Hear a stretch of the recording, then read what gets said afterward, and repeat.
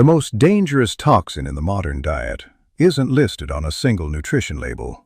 It is a potent neurotoxin that degrades your nervous system, damages your brain, and disrupts your reproductive organs. Even more terrifying, it is recognized by the EPA as a probable Class A carcinogen.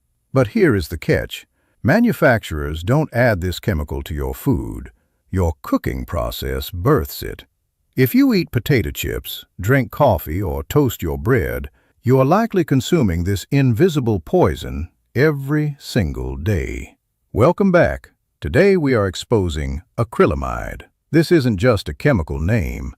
It's a critical blind spot in modern nutrition. While we've been busy monitoring sugar and seed oils, acrylamide has been infecting roughly 40% of our food supply unnoticed. It is a toxic byproduct created entirely by the heat of your own kitchen. Today, I'm going to show you the molecular science of how your food becomes toxic, why our modern diet is a carcinogen factory, and the simple hack that makes your morning coffee 10 times safer. So, how does this chemical bomb go off? It all starts with a process called the Maillard reaction. You take a natural amino acid called asparagine, found in wheat, corn, rice, and soy, and you combine it with synthetic sugars like dextrose or maltodextrin. The moment your cooking temperature crosses the 285 degrees Fahrenheit, 120 degrees Celsius threshold, these ingredients react to create acrylamide. Interestingly, natural sugars like honey or raw cane do not trigger this toxic cascade, but it gets worse. Once you eat it, your metabolism breaks acrylamide down into glycinamide. This mutated compound is significantly more deadly and is the primary driver of cancer in the body. Why is this a bigger problem now than it was 40 years ago? Look at the frying fat paradigm.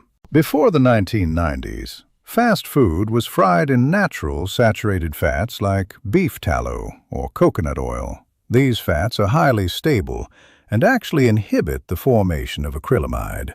When we switched to cheap, volatile industrial seed oils, we effectively created a catalyst that accelerates the explosion of these cancer-causing chemicals in every batch of French fries and processed snacks. How do we protect our families? First, master your temperature. By using a slow cooker locked at 260 degrees Fahrenheit, you stay safely below the 285 degrees Fahrenheit toxicity threshold. Second, build a biological shield. Compounds like sulforaphane from broccoli sprouts and garlic, or vitamin C from lemons and bell peppers, act as armor. They neutralize the toxin in your blood before it can bind to your DNA.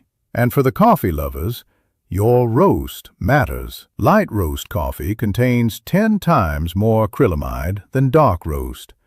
Why? Because as temperatures reach 400 degrees Fahrenheit, 204 degrees Celsius, during an espresso or dark roast, the acrylamide molecule actually becomes unstable and vanishes. The very heat that creates the toxin eventually destroys it. Cancer is the second most common cause of death in the world. We are feeding our children a daily dose of a probable carcinogen simply because we don't know the rules of the modern pantry. Switch to dark roast, cook with stable saturated fats like butter and tallow, and pair your cheat meals with cruciferous vegetables. Read your ingredients, master your temperature, and protect your family. If this was eye-opening, subscribe for more evidence-based health deep dives. Stay healthy.